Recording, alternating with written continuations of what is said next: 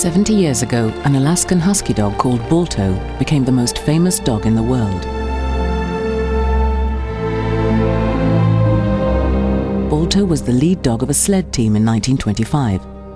He came to fame because of his part in a relay, which raced across hundreds of miles of snow and ice to bring medicine to sick children in the far north of Alaska. His bronze statue still stands in New York Central Park, inscribed with the words endurance, fidelity, and intelligence.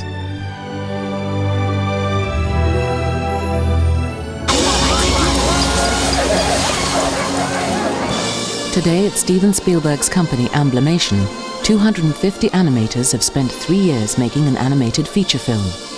It's based on the true story of Balto's race across Alaska. Like a lot of people, I'd been in Central Park and I'd seen this statue, and it's a statue of a husky dog, and I was wondering why it was there in amongst all these statues of dignitaries and famous people, and I never knew. And then I received a copy of this outline for a script based upon the serum run in 1925 that saved the children of Nome, Alaska.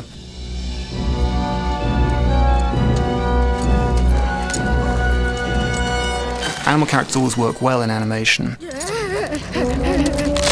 Here was a story, it was about this central character, this dog, that had been the leader of the team. And the idea of making this dramatic and heroic story with this animal character was very appealing. And then also the fact that it was based upon a true story of saving children's lives just made it a film we had to make. We went along to Stephen and said, we have to make this movie. Unfortunately, Stephen agreed with us.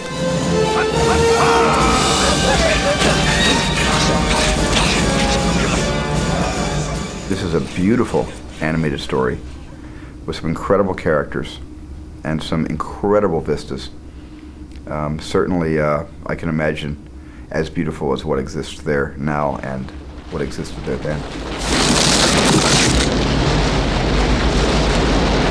Against this marvellous backdrop of the Alaskan wilderness, we then constructed a story that had involving characters. We simplified a good deal on the original story, but we stayed as true as we could to the spirit of the real events of 1925, starting with the outbreak of diphtheria in the children of Nome, Alaska.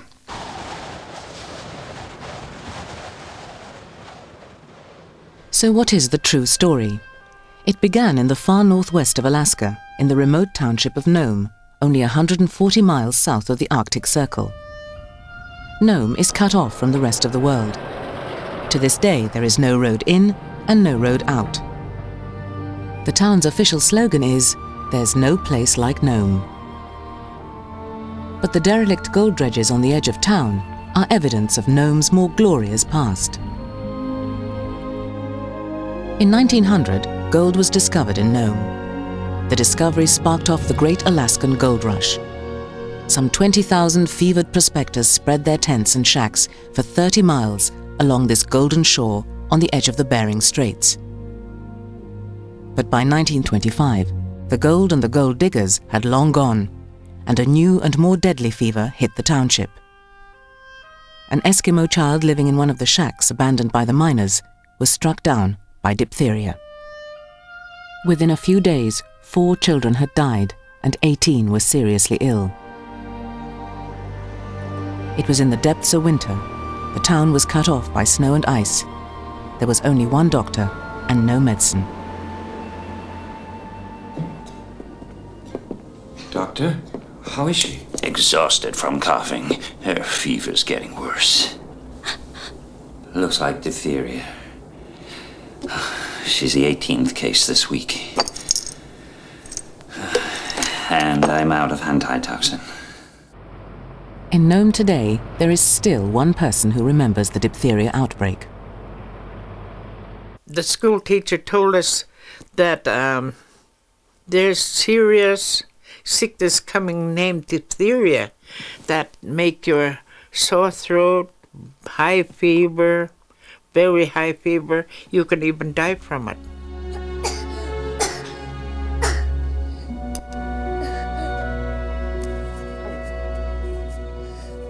I'm telling you, our parents was worried. Everybody was worried because we didn't have no medicine for it until they bring it in. everybody was worried. What made diphtheria so fearful to people was that only 7 years before, a flu epidemic had swept Alaska. In Nome, 91 children had been orphaned. I'm one of the doctors here in Nome now. When Dr. Welch was here, he was the only physician. He had just had to deal with the terrible influenza epidemic of 1918 when thousands of Eskimo children and adults died because they had no natural immunity to the disease. With the diphtheria, I'm sure he was very concerned because he had never seen a case of diphtheria in Alaska, that they also did not have this natural immunity and so might become very ill, and thousands again might potentially have perished from this problem. Anchorage. Stop. Repeat. Urgent request. More diphtheria antitoxin. Stop. Nome in grave danger. Stop. Please help. Stop. The real events of the 1925 serum run are actually quite extraordinary.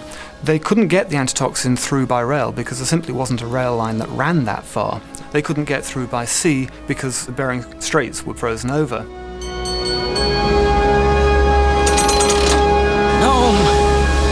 Ice closing in. Cannot ship antitoxin by sea. We'll try by air.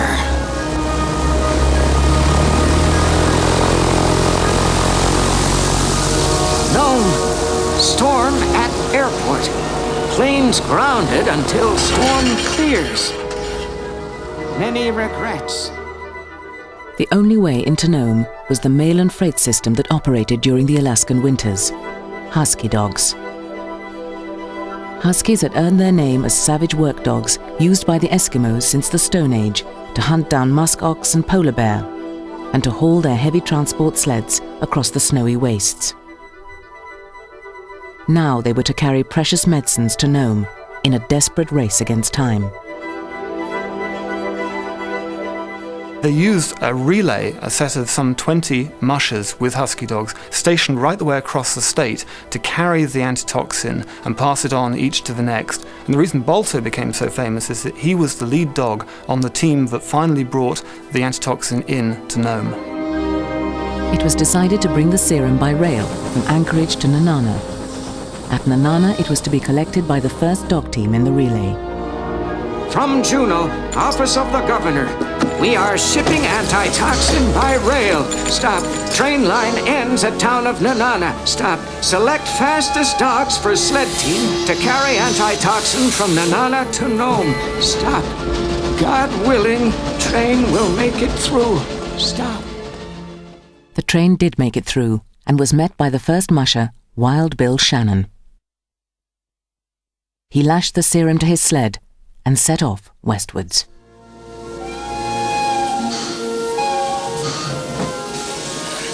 Easy with that. I know we show you lash it down tight.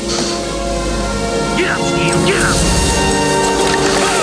Take care now, you hear? Go on, boys, go on, move. The dog teams were to follow the U.S. mail route along the frozen Yukon River. The journey was to take them 675 miles across the heart of Alaska. Heavy snow had fallen, and temperatures had dropped to 50 degrees below zero.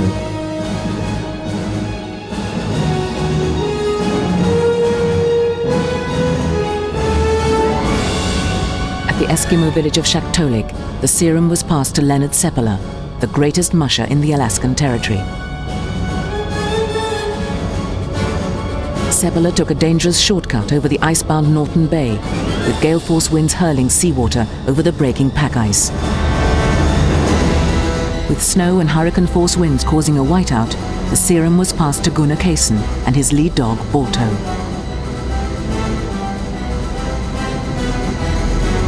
Balto was considered a scrub dog, worthy only of leading slow transport teams. But now he hurled himself into the race. Come on, mush!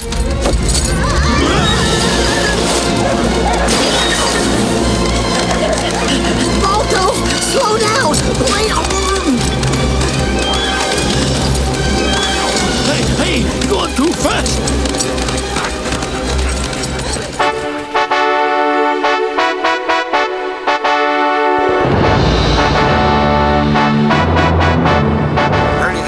Gunnar Casson and his lead dog Balto mushed the last few frozen miles into the plague-ravaged township of Nome in the far north of Alaska. Working in relays, 20 dog teams have rushed the serum in a record-breaking 5.5 days across 700 miles. In the early hours of February 2nd, 1925, Balto led his sled team, near blinded by the whiteout, into the stricken township.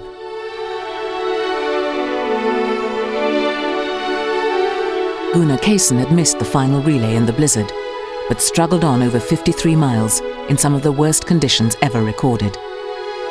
The vital serum was pressed into the hands of Dr. Curtis Welch and rushed to the hospital.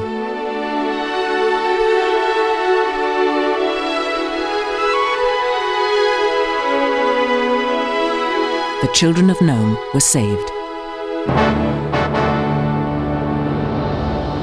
And the story of Balto was telegraphed around the world. Good job, Balto.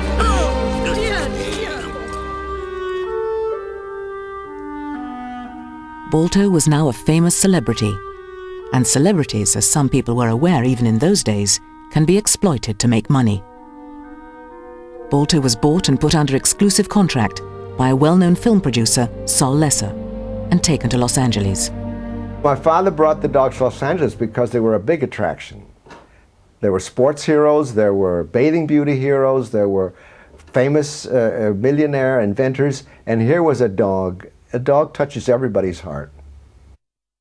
My father thought of him as a subject for appearing on the stage with the theaters that he was running, and possibly in a film.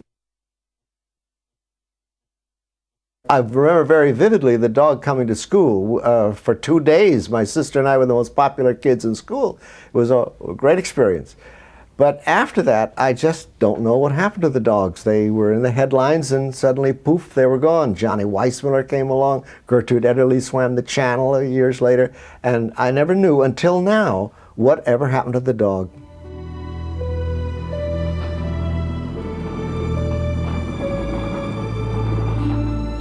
Today, in cold storage in the basement of the Cleveland Museum of Natural History in Ohio, Balto, mounted and faded from his original deep black, resides amongst the other museum exhibits.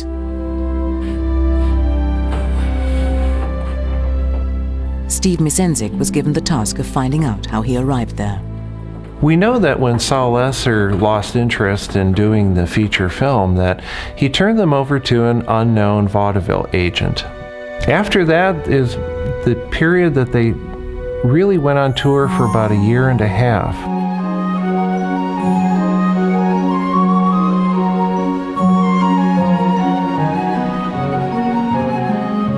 We know that they made some appearances at dog shelters as a beneficial kind of thing.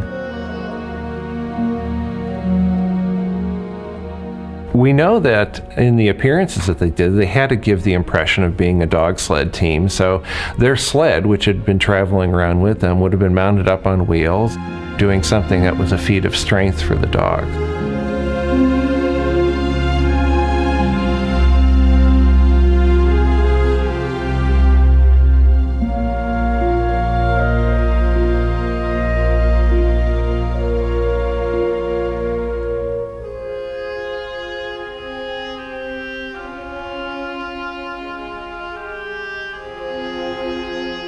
It's interesting from the newspaper accounts at the time. There was a vacationing Clevelander who was a dog enthusiast who heard that the famous Nome Serum Run dog team was making appearances.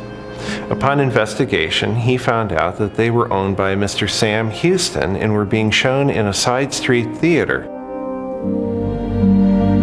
It was an unusual place, he thought, and he went in, and it turned out it was for gentlemen only. A dark, dank room with chains holding the dogs to the back wall, and they would get up every now and then and pant a lot. He just became so offended by this, he approached Mr. Sam Houston, and he said, what would be able to be done to get these dogs out of this situation? The entrepreneur Sam Houston finally agreed to sell the dogs for $2,000. But he only gave George Kimball 2 weeks to pay. George Kimball returned to Cleveland to try and raise the money. Another race was on. Someone, and I really don't know who, got the idea that to bring Balto to Cleveland. So they thought it would be best, and I think it was in the paper, to school children save the money. So we all took our pennies and everything to school, and we made a big event out of it. We had a big sign on the bowl that said, "This is for Balto." And we put the pennies all in this big bowl, and we didn't fill the bowl up. I was sorry about that, but we got the bowl fairly full, and then we put it all together, and they took it into Cleveland, and then they sent for Balto. The true story of Balto begins in 1925. It is the middle of winter. The story of Balto is still taught in Cleveland schools. And by tradition, some of the older folk give talks to the kids about the day when they themselves were children, and the husky first arrived in their city. I remember when Balto and his buddies came to Cleveland in March of 1927, and they had a parade right down Euclid Avenue. Somebody had put wheels from a little red wagon on the sled so they could pull it, because there was no snow at that time. And crowds lined both sides of Euclid Avenue, and down they went, down Euclid Avenue.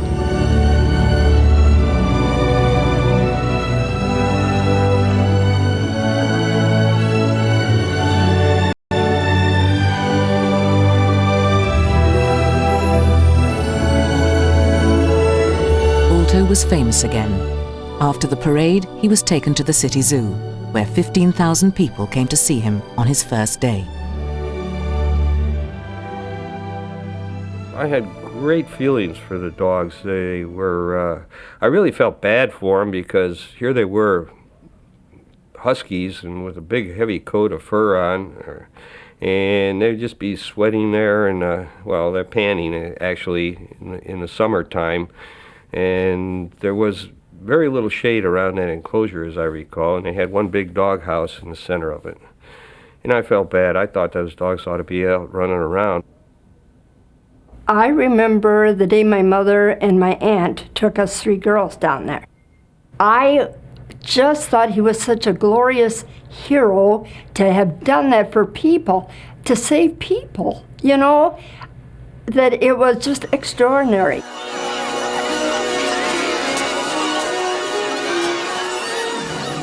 Balto saved the children, and then the children turn around and they save Balto.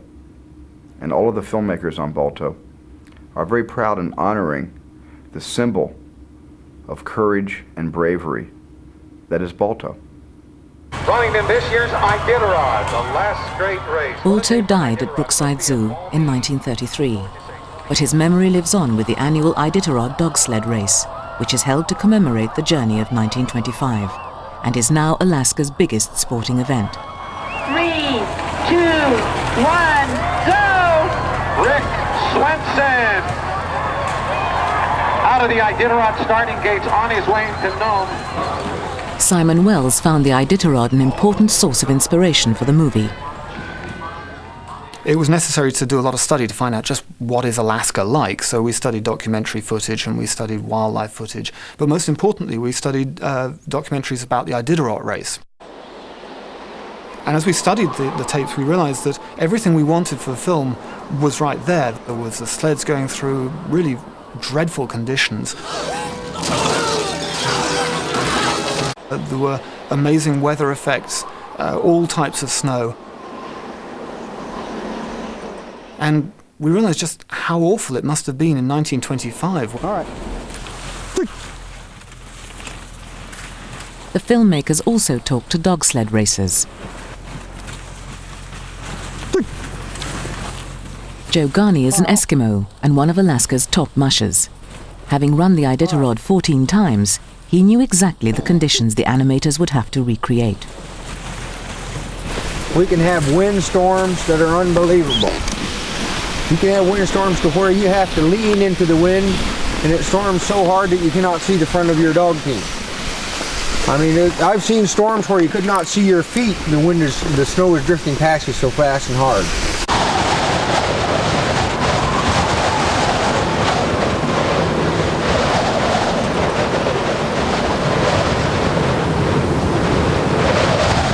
We also wanted to know what makes a good lead dog, because obviously Balto should have those characteristics just deep down in his soul. So we talked to a number of extraordinary mushers to try and find out what they felt made a good lead dog. To me, a lead dog is not necessarily, most of your drivers want to get the fastest dog possible up in lead. But for me, it's honesty. It's all depends upon the individual, but for somebody that depends, like out here, you can see this country is wide open country and stuff. A lot of times your life depends on your lead dog. And for that, is having that connection with the animal. It's having that love for each other, and you trust each other, and it's just being honest.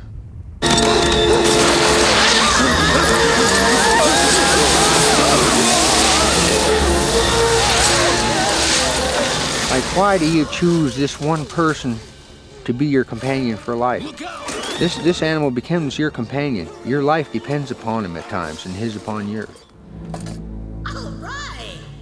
Good catch, Balto. I understand that the characteristics of a great lead dog are that he's a natural-born leader, for one, and he's also a very honest and loyal dog. And Balto, this is something we tried to put into Balto. We actually tried to instill all these same characteristics, and I hope we did it.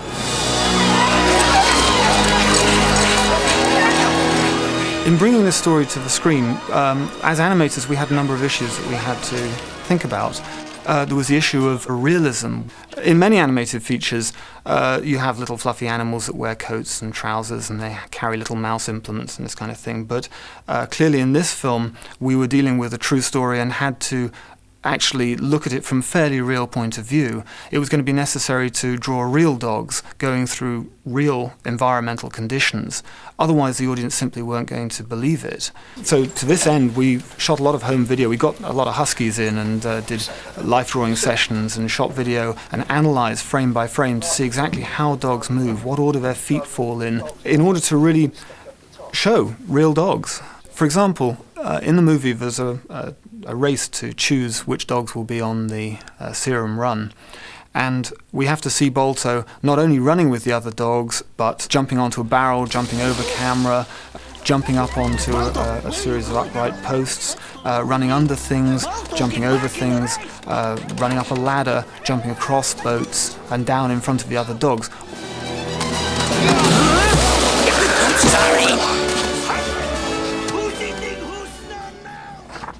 We made Balto's eyes bigger because a lot of him is about emotion, about what he's thinking.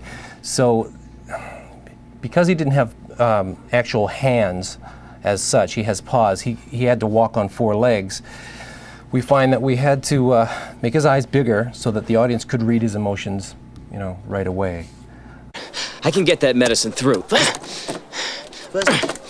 First of all, get it through your head that they wouldn't put you in a sled team even if you did win, which won't happen, and if it did, it wouldn't matter. Boris, did you ever think maybe you're the reason the other geese fly south? If only your feet were as fast as your mouth. Hey! They're starting. Balto! Whoa! What are you, nuts?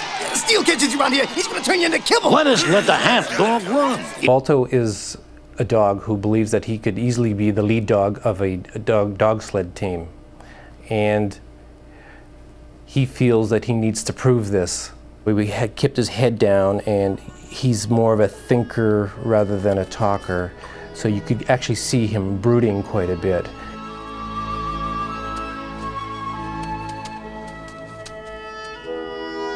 Jenna? Jenna. Balto. Hi. Hi. Look, just a shot in the dark, but I was wondering if, I don't know, maybe you'd like to go chase a few sticks by moonlight. In order to give Balto a character arc that the audience would travel with, if you like, we chose to make him a half dog, half wolf. And at first he's denying the wolf part of his character, and eventually realizes that it is this very wolf part of him that is going to be how he succeeds in the end. Let me tell you something, Balto. A dog cannot make this journey alone. But maybe a wolf can. Even though we've changed the story for dramatic effect, it doesn't alter the essence of this legend that was Balto. It's an incredible story, and I think it's as powerful today as it was when it flashed around the world 70 years ago.